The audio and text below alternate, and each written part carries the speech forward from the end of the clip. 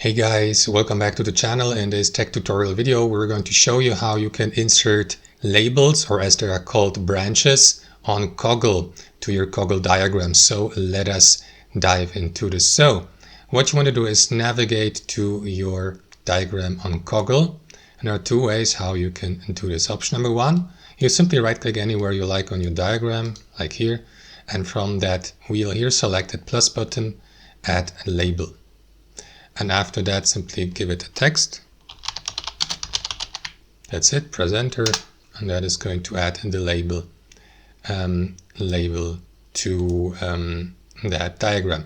Option number two, you use these connectors.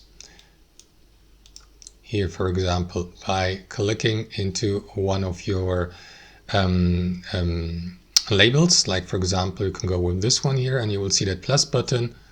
Click into it, hold your left mouse and create such a connector or branch here. Release your left mouse and this branch is going to end with a label like this.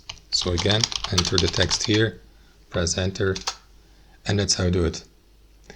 Or you can edit these labels and branches by clicking into them. That's how it works, guys. Thanks for watching. Hope you enjoyed it, got some value from it, and we'll see you next time on our channel.